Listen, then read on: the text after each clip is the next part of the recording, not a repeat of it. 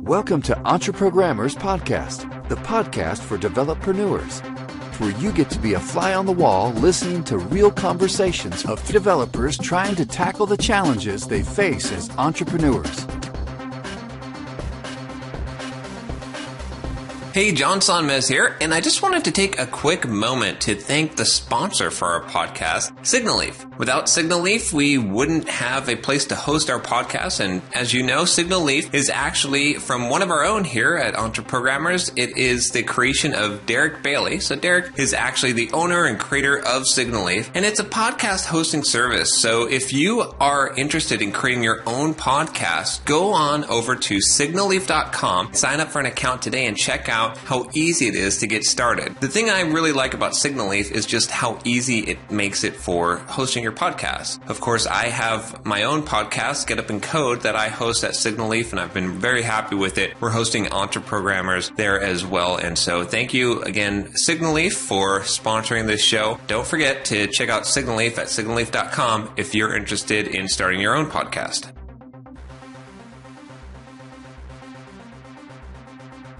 Sorry, I didn't mean to interrupt, but have someone interview you on your show about the thing.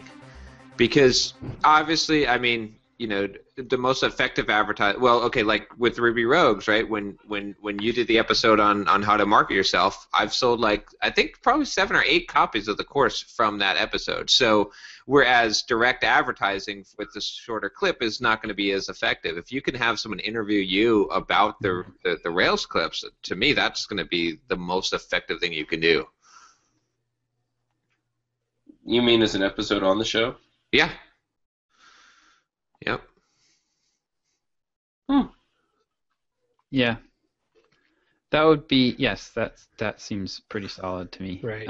Right. And then at a very minimum, you need to have a 10-second spot at the beginning or end of each show where you just tell people, hey, go over to devchat.tv and sign up for the mailing list. Yeah.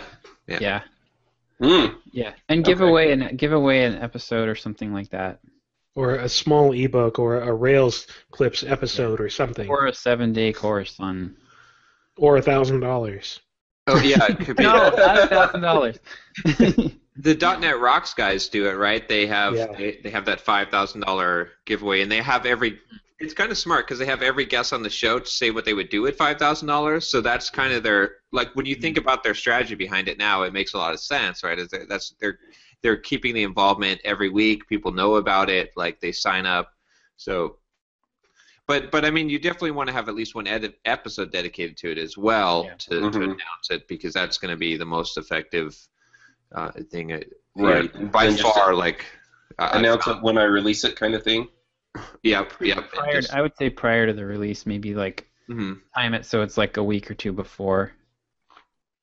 Yeah, and give someone well, I don't know if you want to do it before or after, because if you do it after, the nice thing is you can they can buy right then when they're thinking about it. Well, I can do a pre-release sale like you guys have been telling me to do for weeks. Yeah, see, that could work, because then you make it exclusive. You can be like, okay, if you're a listener to the show, you're getting access to this, ahead of time for such a price. So that exclusiveness is always nice. Like you're honoring the people that are listening to the show. Right, and I added about 600 people to my mailing list when I launched Watch Me Code as a subscription service doing that. Yeah. I got all over Twitter and Google Plus and even my blog and just promoted the crap out of, join my mailing list now, because you're going to get early access and at $5 a month forever if you're on my mailing list. And people were signing up like mad, and I ended up getting 200 new subscribers, or 200 subscribers in the first week of Watch Me Code's launch with that. Yeah, that makes sense. And I've gotten some indications from people that they want the beginner content, but most of my existing audience has told me they don't want beginner content in Rails Clips.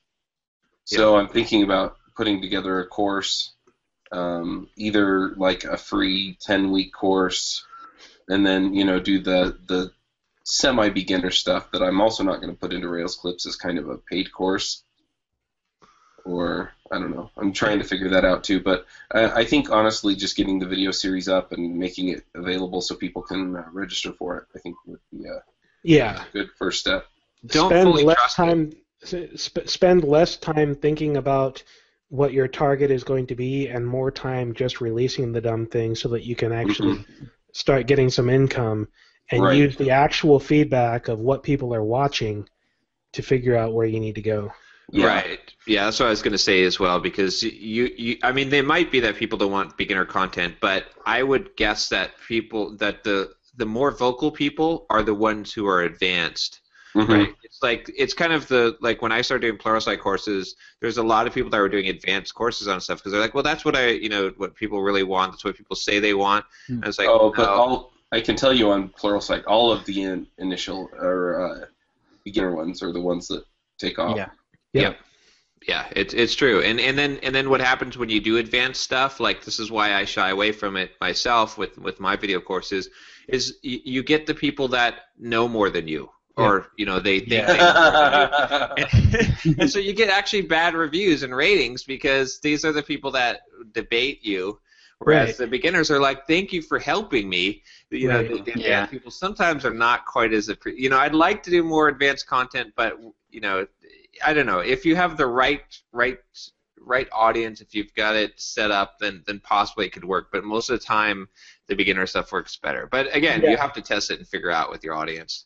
So key points in that little conversation there. The people that will give you feedback in terms of, hey, what do you guys think of? The people that will respond to you are the vocal people, and the vocal people tend to be the advanced people. There are far fewer advanced people than there are beginners. And the people that will actually pay for the stuff and stick around for a longer time are going to be the beginners because they have the most to learn and the most to gain from the money spent. Yeah. I mean, I'm facing the same thing with Watch Me Code. I did a lot of more advanced stuff at first, and it sold fairly well, but I'm having a lot more luck right now with my more intro level things. I'm not doing complete ground up intro. You've never done this before. I'm doing, okay, you've played with it, but you realize that you don't know what you're doing. Let's make it better. Right. Huh. Yeah. Okay. Yeah, I guess another way to look at it too is the people that make it. How far will people make it up the mountain trail? Right. It's like most people will be at the base of the mountain and like they'll hike the first mile or so. But there's very few people that are going to make it to the summit where you've got your stellar content. So. So you can sell souvenirs at the base of the mountain, but you're gonna sell life support equipment and really expensive stuff the higher up you get.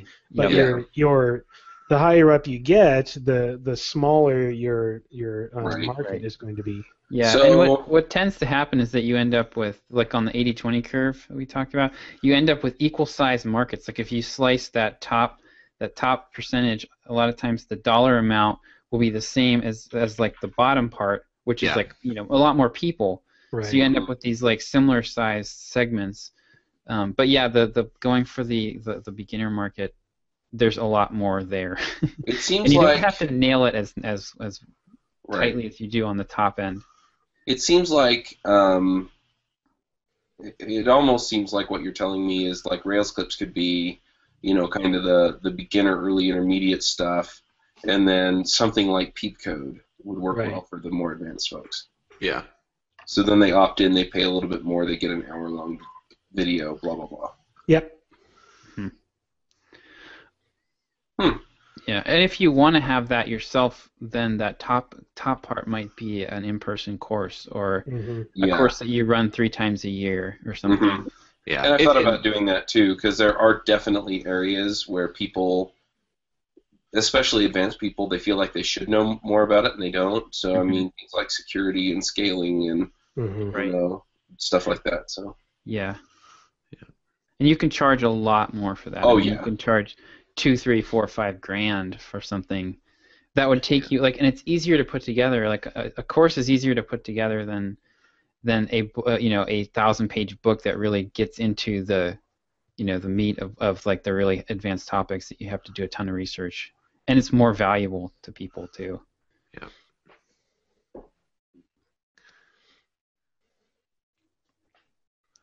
So go for it. Yes.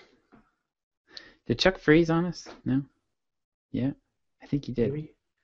I don't know. Yeah. Yeah, he froze. All right. Oh. There we go. Yep, there you are. Oh, There hey. you go. Comcast hates me again. Yay. I blame Comcast. It's all right. Comcast hates everyone, and everyone hates Comcast. It's a mutual relationship. I see. I'm not alone. No. Yeah. Well, at least if they buy Time Warner, then everybody can hate Time Warner too. Yes, I hate Time Warner personally, with a passion. Oh, so I've got to. Whenever, let me know, Chuck, when you're ready to pick winners for that Ruby Rogues episode too. It looks like there was a bunch of comments on that episode. Yeah, there were a bunch of comments, and a lot of the comments, like some of them were, here are the 3 things I'm going to do, which I think is what we asked for. Yeah. And then there were a bunch of them in there that were like, this is so awesome! And so I'm pretty happy with things overall. Yeah, it's good. I ended up selling, I think, like 7 or 8 copies of the course, which is good. I mean, that's a good. I think when I did .NET Rocks, it might have been like 20. Right. So, and a lot of people have already been exposed to it, so that's a pretty good turnout. So this is By comparison, Watch Me Code is the sponsor on that episode, John, and I haven't sold one. What? I'm sorry. Oh I man, feel you bad about siphoned. that. They're like, we just spent $300 on this. Exactly. We're not Thanks, attributing- John. No, it's December. Hey, but I'm you're in the blaming- interview. Yeah. I'm blaming all of my terrible sales on December. I hate December. December sucks. You're in an interview in the package though, so people will That's when true, they run that's the interview is like a secondary advertising. So That's true. Well, I think that's fine to blame December. Just figure out what you got to do to make it work in January. Yeah. Yeah, see, December was actually really good for me, actually. I've been selling like 1 or 2 copies of my course every day. Like I had 3. I think I broke a record in a but part of December for me was that sale though, right? The Black Friday sale. Oh yeah. Right. So like for December, I think I did $13,000 on how to market yourself. But part of it was the Black Friday. But I think it still ended up doing well. But I had a perfect storm because I had the Ruby Rogues episode. I had mobile app chat go live. I had 2 video interviews on software developers on how to market yourself, and the book go live, which advertises the course. So and my blog course go live. So yeah, so that's why for me it was good. But do you know if the blog course is converting at all yet? Have you seen any? So it's kind of hard to tell. Well, okay, so it's a 3-week course, right? So no one's made it to the end where I plug the how to market yourself. Right. But I am getting. I mean, since I've been in DC, like the work I've been doing has been like an hour or 2, maybe 3 hours a day, just answering emails from the blog course. Okay. So I've been getting a ton of response with Bluehost. I think I've gotten 11 or so signups with people signing up. Is that the only place you're promoting that? In there, or I also have a video on YouTube, but that's kind of part of it. So some people could be just finding the YouTube video, but most likely they're finding it through the course. Okay. So yeah, I think it's we'll see. I'm getting so much feedback. A lot of people are creating blogs. One thing that I realized from this is I'm going to modify my email sequence and probably send an email to everyone who's creating blogs already and say, hey, by the way, when you create your blog, do a blog post on Simple Programmer and this email and this course, right? Basically, like as one of your blog posts, talk about this course so you can help other people, and that won't bear much fruit right away, but over time, if I have a crop of like 1,000 people that sign up for this course and create blogs, like 1% of them are going to have extremely successful blogs, and then that is going to have a benefit. I think put the link backs from all those blogs would be good. So that's a good idea. I like that. Yeah. What's the URL for the course? It is devcareerboost.com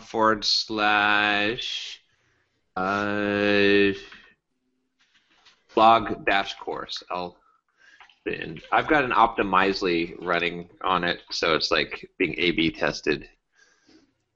All of you listeners, go sign up. It's a good idea.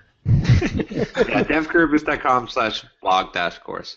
Probably most people that listen to the show have already, like, from my email, but Right. we'll see. But yeah, I don't know. We'll see in a few weeks. I mean, some people are buying the course like after opening some of the emails, so it might be that they're like, oh, okay, let me jump ahead and go ahead and buy the course. But Nice. Nice. One thing you can do too, if you notice that happening, you can actually change the course. I don't know if you did this, but post all of the lessons on your blog. So they're public, and then put the links to the next one so people can advance through it if they want. Because some people will do that. They'll just read the whole thing and then buy your product. So that's a good point. Someone was asking me to advance, and I was like, I don't really have a way yet. Like I'll eventually put a blog. So I'm a little bit hesitant though, because I'm wondering if dripping out the content is better though to build the anticipation. And I think it's not in the case where if somebody actually wants it. Like I wouldn't like advertise the pages. Like don't make them, but have them out there so that somebody can skip ahead if they really, really want to. Like if they email me or something, and then I give them I mean, even just put a link. Put a link in the like have it. I would put it in the email. If you can keep an eye on it if it's something that you notice happening, then okay, yeah, that's a good idea. Sweet. Yeah, I'm working on my second email course now for my list. Oh, nice. So yeah, I'm going to promote TweetAdder. So good. Yep. Yes. Yeah. Because that's pretty much how I built. That is how I built the Sublime mailing list that I have. It was TweetAdder, and then TweetAdder gave me enough of an audience that I was able to use the giveaway plugin, and that went crazy. And that's pretty much it. I mean, that and just being consistent with using the tools. Yep. So I'm going to tell my story. I've actually got a lot of funny stories related to this. Like there's one where I got myself instantly banned from Twitter. But I got clever. So before I discovered, Chuck, TweetAdder is the tool that lets you just like queue up people and follow them on Twitter pretty easily. So I did a jQuery. I was like on the Twitter website, and I did a jQuery script to just click all the follow buttons. Oh yeah. And I was like instantly banned. I mean, like the page didn't even. They refreshed the page, and I had 0 followers, and I was like, oh crap. Okay, so they unlocked my account after that. But so there's that, and then like I also my very first blog, the very first one that I created, I was writing about Windows Phone development, and my entire traffic strategy for that was this lady named Ginny. I would tweet on the Windows Phone, there was a hashtag, and I would just sit there and hope that Ginny would pick it up, and if she would, I'd get like 100 hits, and if she didn't, I would get no hits. So that was like, so that's kind of like how I'm kicking the course off, is like, don't have a Ginny traffic strategy, like you need to go out and find, need to go out and find people. So it's coming along pretty good. I'm looking forward. I'm kind of worried because I mean, I think some people are going to react to it and go, "Oh, this is spam. This is spammy kind of thing." And so I'm kind of curious to see how people respond to it. But yeah, I don't know. I think it's a really good tool, and it would be recurring revenue too, because they've gone to a monthly pricing model. So I can start to build a little bit of recurring revenue with that. So I'm just trying to understand the strategy. I think I get it. You're going to build an email course where your ultimate goal at the end of it, I guess, is to sell an affiliate product where you actually make money off of it instead of selling your own product, which is what a lot of people do. Right. Exactly. Okay. Yep. Yeah, and it so I've got ideas for at least like half a dozen of these that I can crank up, and they don't take that long. I mean, it's like going to be probably 3,000 to 5,000 words total, so it takes me a couple weeks to write the emails, and then and then what I'll do is I'll offer. So I've got people. Most of the people that are on my list now are in the King Sumo sequence. So at some point I will offer them this other sequence, and then they'll basically get another. There'll be a 7-day course, so they'll get another barrage of emails from me, and then that'll end in another product offer. And I mean, they can do a lot of the stuff in the course without having to buy the product, but man, like buying the product. I mean, I timed myself this morning, and it took me 54 seconds to do all the following that I was doing for my account, and then I do another minute or so of unfollows, people that didn't follow me back, and that's it. And I get like about anywhere from 35 to 50 followers a day from that, and I'm getting, and then a few times a week I tweet out announcements about my email courses, and then people jump onto my list that way. So, plus it's in your profile too, so they click the profile. Yeah, I've got it pinned. I've got a tweet pinned at the top of my profile. So so that's working really well for the KingSumo funnel, and this will be a good secondary one to add in. I'm also getting Edgar geared up. Oh my gosh, I love Edgar. I mean, it's the UI.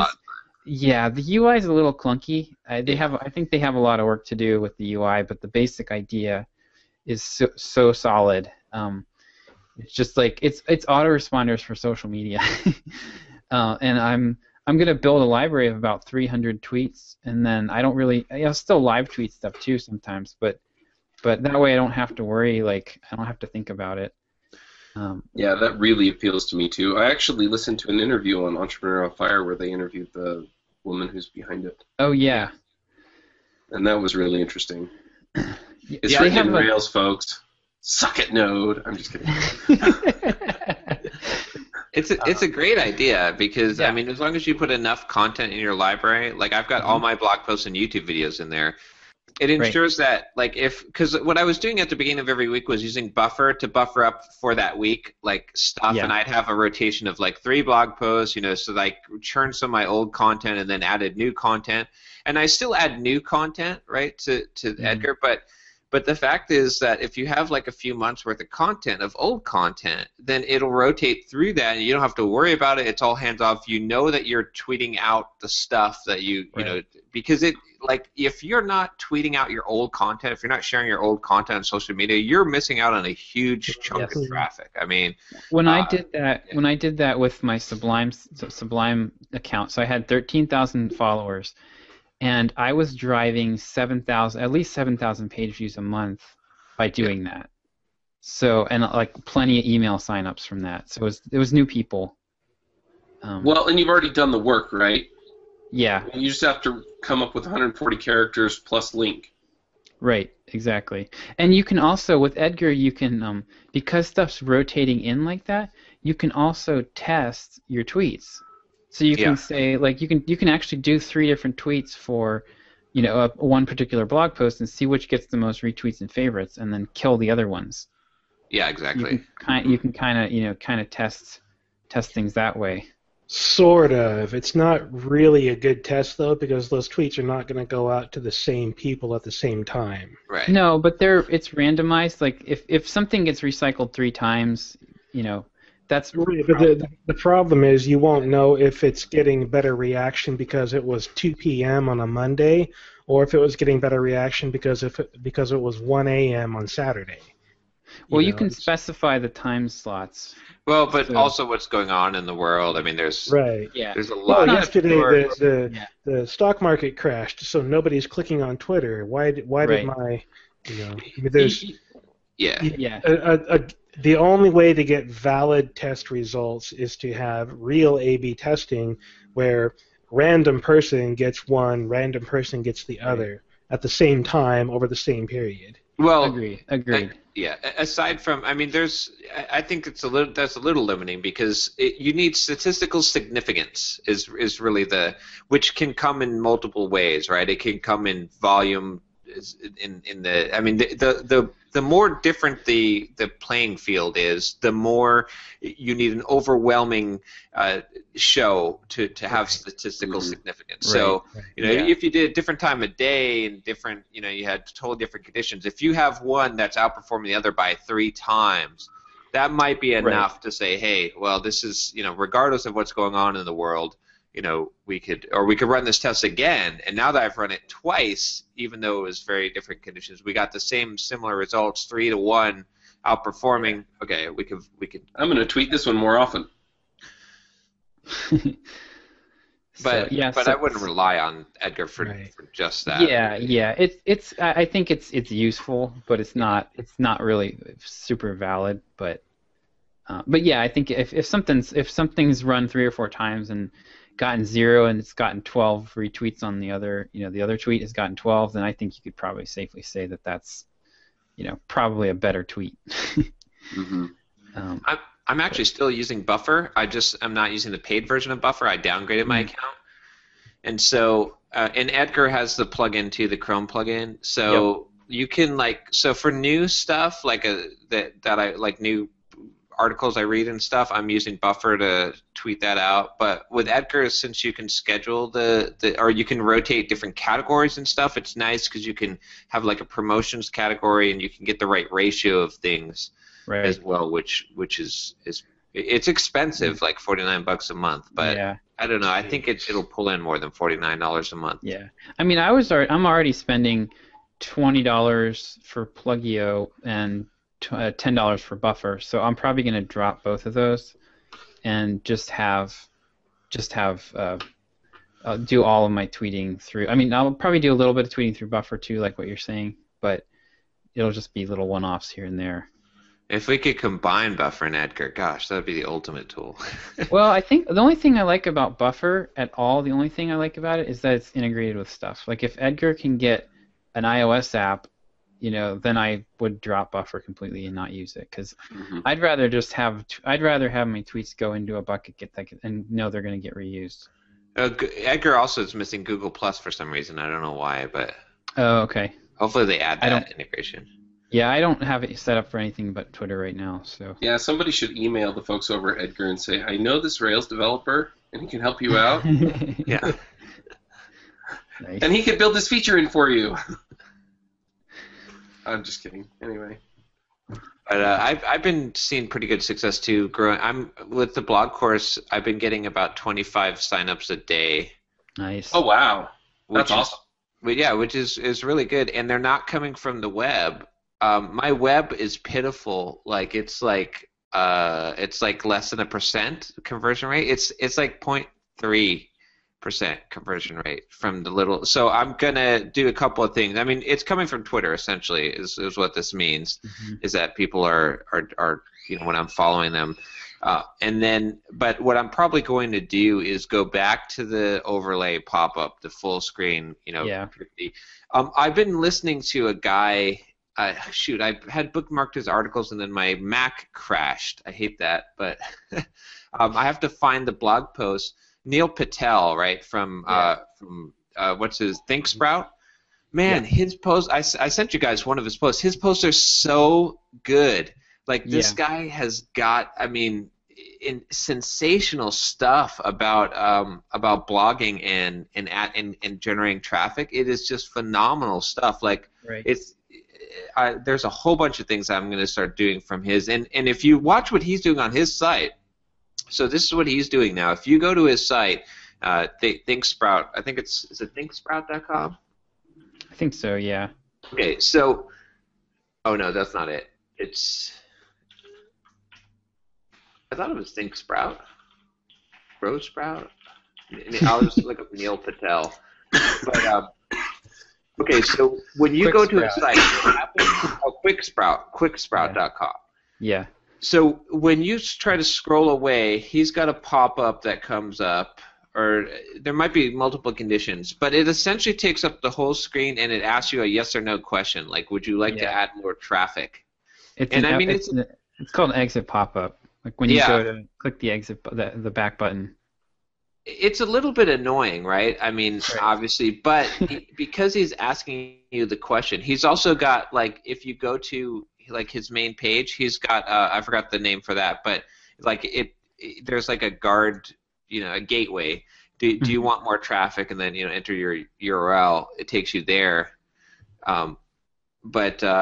He's got really good stuff on there, and just following what he's doing, I think makes a lot of sense. And this guy's really, really doing well with his business and blog. He had a blog post on how to keep your readers longer. Now I'm looking at the ones that he had. and it was pretty interesting what he had. And then this don't blog unless you use these 11 tools, and he had a bunch of really good stuff in there. But yeah, so. Nice. So I got my Google AdWords page fixed, hopefully, and resubmitted. So we'll see. So that's just to go meta. I got my AdWords account got suspended this week. I was telling the guys about that, and I talked to them, and it seemed like I think the main issue was I tried. They don't actually, Google does not publish guidelines for what a landing page should look like. They just have these vague hand wavy kind of like statements about, you know, ideals, like, you know, we love puppies and birthday cake and that sort of thing.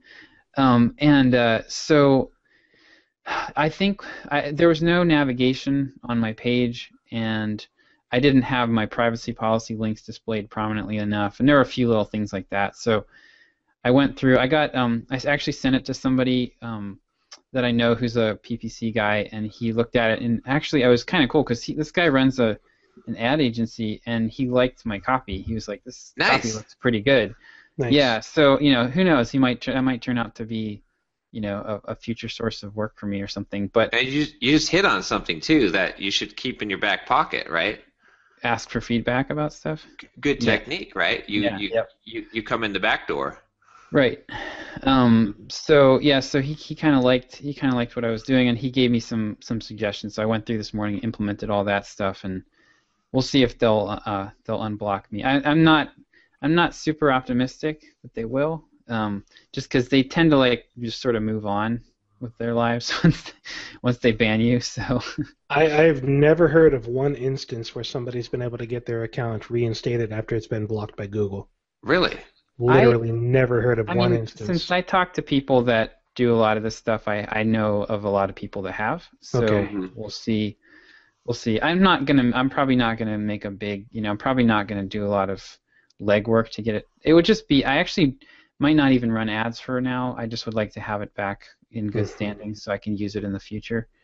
But yeah, that page was converting. I actually have a theory that they that they watched your conversion rate, and if it's too high, they flag it and they do a manual review. This is just totally me making stuff up, but because they don't like squeeze pages. I know they don't like squeeze pages, which are like just a headline and an opt-in form, right?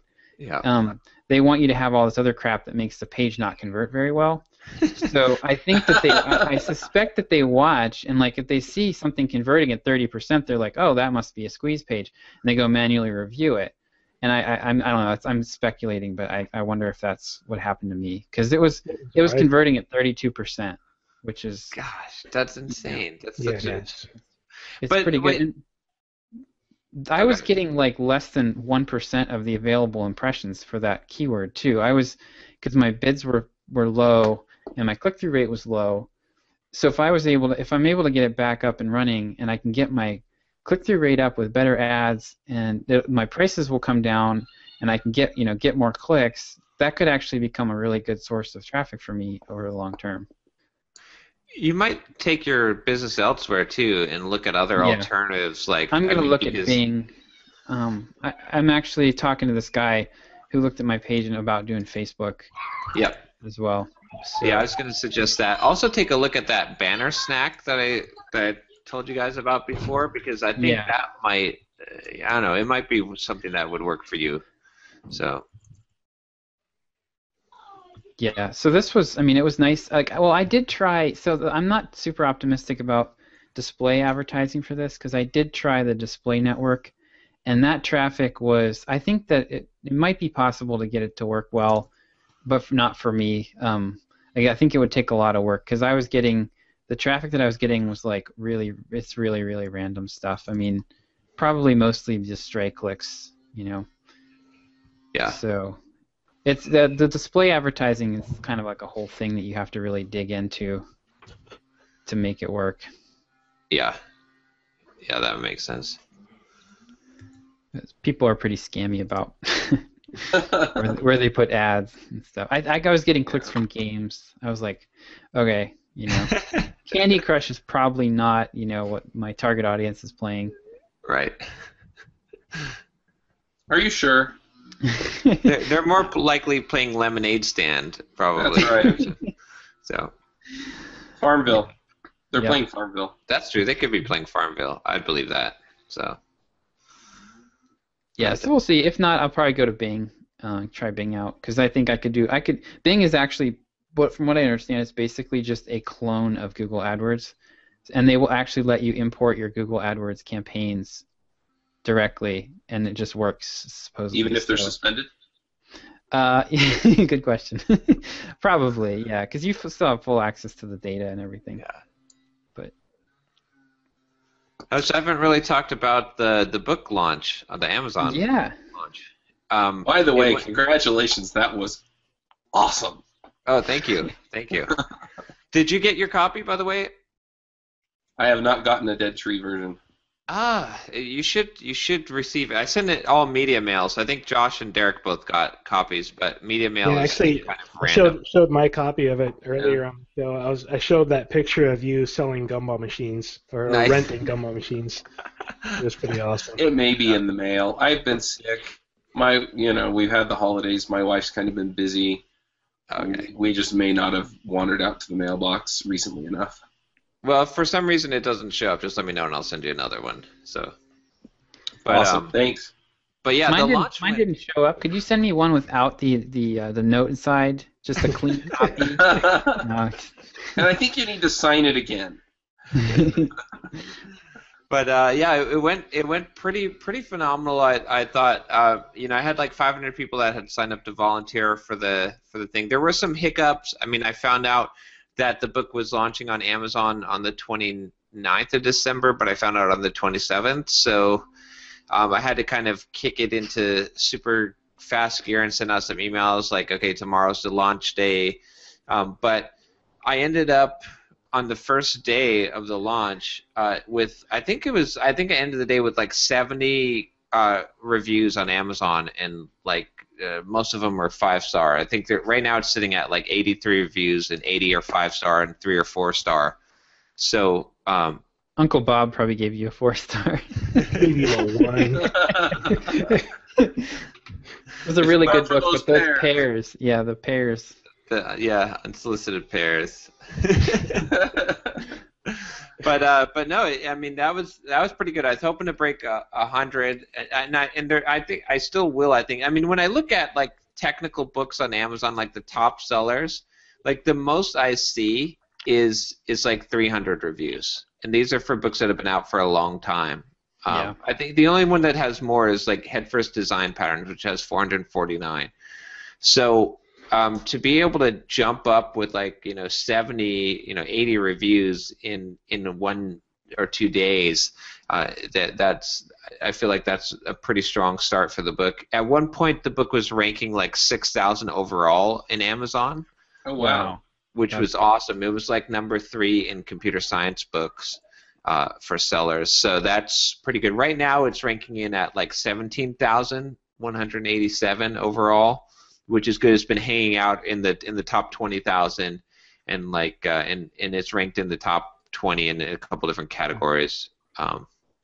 So that's I was pretty happy with that. Again, the split launch kind of hurt me a little bit, because if you think about it, 2,000 sales or so happened in the MEEP like ahead of time. Yeah. If it would have been a coordinated, focused effort just on Amazon, it could have made it in the top like couple hundred of books on Amazon. If you had like 2,000 sales happen in one day, I read that Seth Godin's book, I forget which one it was, but he got it to number 2 on Amazon and bestsellers on Amazon overall with just 2,000 sales in one day. So, I mean, wow. I think it's more now that you have to get, but I think a couple thousand sales could get you. So, I mean, for the future, like definitely a focus effort of getting everyone to review and buy on the same day is well worth it. It definitely made this launch super big. The other thing that was good was I had a ton of blog posts that people wrote about it, and some of them were really, really, really good blog posts. Like I was blown away by how many people had written really, really good things, and some real good reviews on Amazon as well. So everyone that's listening to EntreProgrammers, thank you for for that. That was made the book really successful. So a lot of people too were talking about how they were comparing it with like that it's the same genre as like Clean Code and Code Complete. Like that would be an evergreen. Which is cool. I mean, obviously I can't compare my book to those masterpiece books, but the fact that it's an evergreen book is what I was really aiming for. And so if if it's a book that will sell for the next 10 years, that was my goal. So we'll see. It looks good so far. I'm still pushing, still advertising for the book.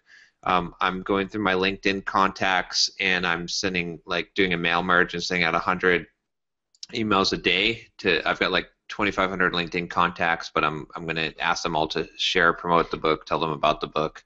I have a .NET Rocks episode scheduled. I think I'm recording on this Monday. I just heard back from them, so that will be pretty huge because it'll be an episode about the book. Nice. Yeah. So cool. That's really cool. In hindsight, I wonder if you could have just not promoted the book to your list. Because like they basically did they kind of forced you into this weird schedule with. Well, for one thing, for such a protracted 6-month-long process to produce the book, like their communication with you was not awesome.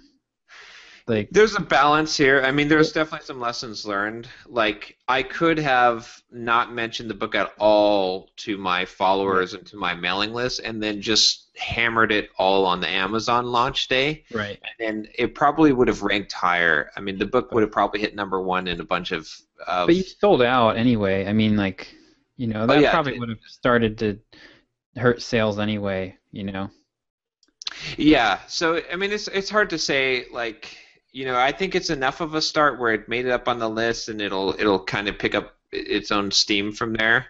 So, and with the number of reviews, it's certainly gonna continue to it's hit that tipping point. I think that's I think this has happened. But if I were launching a book, a traditionally published book today, if I were giving someone advice on how to do it, I would say definitely have a list, right? Definitely have a list. If you can get people excited about it ahead of time, send some snippets from the book, some video interviews, some things, have some kind of prizes that you're going to give, and really get the launch day kind of built up. Send the books out early to the reviewers, and then have it all focused on a single day launch effort of trying to get them to to get that up the Amazon rankings as high as possible. Yeah. Like I said, with this, if Manning didn't do the MEEP, if I hadn't promoted to my list, I might have had better success. But I don't know. I'm pretty happy with where it's at, and I think it's going to be a successful book. I would guess that I will pass the advance on my first royalty for the book, which is pretty awesome. That's great. That probably puts you in the top 5%. Yeah. Yeah. It still won't. It's still not going to be a moneymaker, right? I mean, it's like but the book has the potential of making an extra $10,000 or $20,000 a year, I think, of income, which is, it's nothing to sneeze at. So nice. But yeah, I was pretty happy. I'm trying to think of what else. The book is back in stock now. It has like an extra 1 to 2 days to process, so I think that will go away. That kind of hurt too, because people were less likely to buy, based on that. That extra 1 to 2 days to process means that they've received the shipping notification that the books are on the way to Amazon. They're not actually they've been shipped from the publisher, and they're on the way to Amazon, and they'll be available as soon as it gets logged and cataloged in their system. So one thing that I'm wondering is, are they going to release ebook versions on Amazon, or do they have their own? Manning never does.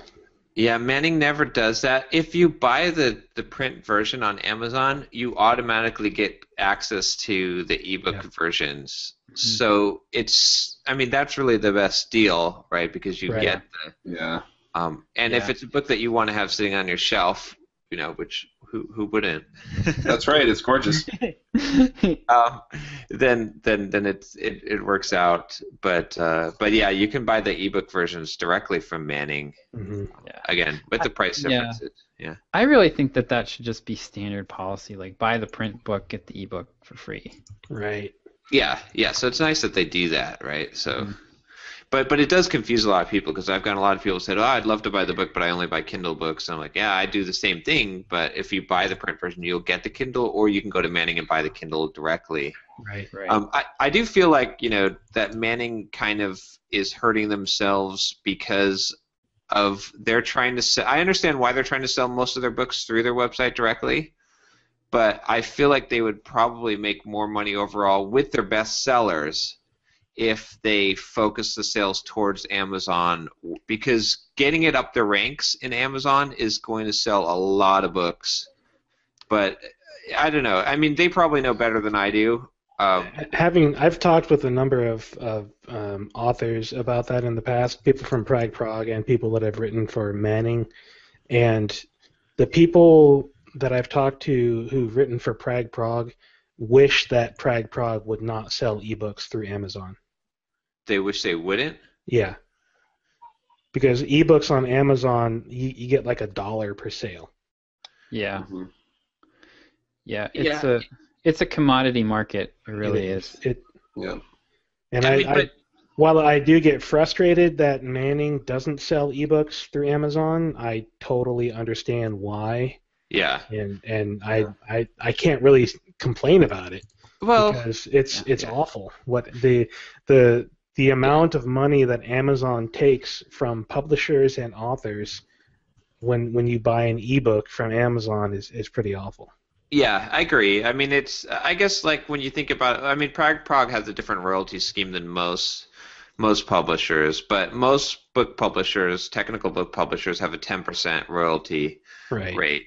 And if you think about it, if I sell a book through Manning directly, if I've got a similar to 10% royalty rate, and if I sell a book through Manning directly, or if I sell it through Amazon, it's really a difference between like a couple bucks versus half of that. It's not much of a difference, I think, but it makes a big difference on a bestseller. Well, I don't know. I mean, this is where I've kind of debated too. Is it's like, well, if being on the top list of Amazon can definitely make a book be a bestseller, but or give it exposure, but I guess probably in the long run, what will make a book a bestseller is word of mouth, right? Like. Mm-hmm. Like if people like the book and they share the book and they're like, oh yeah, you got to read this book, Soft Skills, then it's probably not going to matter where it's sold. It's probably as long as it's in the major outlets, then that's the thing that's going to overall determine it, not just because it made it up in the ranks for a week in Amazon, right? Right. Yep. Mm-hmm. Yeah, you can get a book ranked well on the first day like that, but if it's going to have any legs, it's got to be really good. Yeah, so we'll see. I mean, we'll see what happens. I guess we'll know in the next few weeks or so. I feel like the book could do really well. I feel like it could make it into kind of a classic type of, because it is the first of its kind, really, and it did. And just from the reviews and stuff, I'm seeing enough of a enthusiasm about the book that I feel like it's a viral kind of spreading type of book, but I don't know. We'll see. I don't expect that it's going to become a bestseller, but I hope that. But I see a glimmer of hope that it may. So. Well, this is one of the things that for me, if I had written a book like this, the number of people I helped would have been the big thing, and I can totally see that you're getting the payoff already. And that's really just awesome. I'm kind of curious, what are you going to do post-launch? Do you have plans to promote the book now that it's out? So yeah, I mean, my strategy, obviously, I'll have part of my email funnels will kind of do that as well. Obviously, I'm doing the .NET Rocks podcast, and I'll be talking about the book a lot. I think I may switch from talking about how to market yourself as a software developer to talking about the soft skills book as my primary thing when I do interviews, just because the book itself then is a gateway to the rest of my stuff. And this is it's easier to sell the book because one, it's cheaper, and two, it's got built-in authority because it has a publisher. So like when I'm trying to sell the book, it's I don't know. When I'm trying to sell the course, it's like, the course is expensive, and I take most of the money from the course. But when I try to sell the book, it's like, well, I don't even really make much money off of the book. So and this is something that's been sanctioned by another authority that says that this is it's generally more accepted. So so that's definitely part of the strategy. I also revamped my About Me page, but I'll probably have like a book landing page. I'll probably put a banner ad or so on my site, or I'll probably try to really to put some maybe like a landing page for the book itself that has all the reviews and a bunch of quotes to kind of drive the sales of the book. But I definitely don't plan on stopping promoting it. Like I'm going through my LinkedIn list now, and I'm basically sending out to all of them.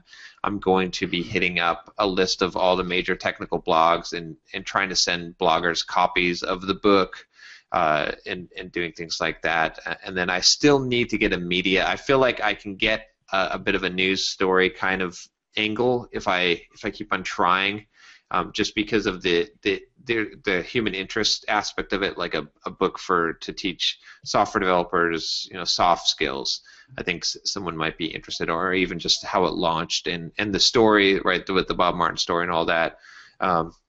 So that's kind of the plan. And then there was one other thing I was going to do. I'm trying to think what it was. I can't recall right now, but yeah. But yeah, I don't know. Is there anything I'm missing that I should be doing? I should have played hard to get for Ruby Rogue, so I could have gotten some pears and ham. Oh, yeah. Well, nice. I can definitely send you more copies if you want more copies. I'm happy to send copies for you.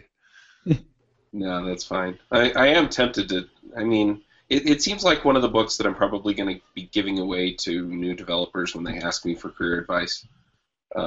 Because I get that from a lot of local folks, users groups and stuff. When I'm talking to people, it's like, well, what should I be doing now? And it's like, and I can give them specific advice, but then, it'd be nice to hand them this book and say, and then do this. Mm-hmm. Because all of the things in there are things that I wish I had understood when I got started, and I kind of had to run into those walls and then figure, oh, okay.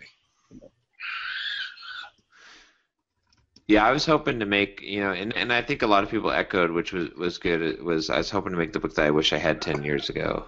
Yeah. So. Awesome. Yeah. All right, so should we wrap it up here? Seems like a good spot. Yep. I had something else, but I can't remember what it was. So I have to ask, whose kid is screaming in the background? Oh, I think that's mine. Okay. My 3-year-old. No, when kids will scream when they're out in the snow barefoot. Yes, so. Exactly. That's right. I told my kids that they had to move out of the house and sleep in the front yard in the snow. Nice. Oh, I do have to add one other thing. DC is definitely worth it. It was a lot nicer than I expected. I expected it to be somewhere I didn't like. I'm considering moving there. It was. There's so much stuff to do there. If you spent a month spending 8 hours a day going to museums and reading and going to monuments and stuff, you would not cover it all. It's just amazing how much every single public or federal building has a tour and stuff to see, and the Smithsonian's are just packed full of stuff. So it's pretty awesome. Nice. Yeah, I was out there like 13 years ago for the National Jamboree, Boy Scouts National Jamboree, and we went to the Air and Space Museum. It was really cool. We didn't get to see hardly anything, but we did get to see that. Yeah, there's a ton of stuff there. Yep. All right, guys. So next week, same bat time, same bat channel. Yep. Nice. Yep. Hopefully with less shingles and stuff. And less kids screaming in the background. Yeah. Yes. All right. All right. See you guys.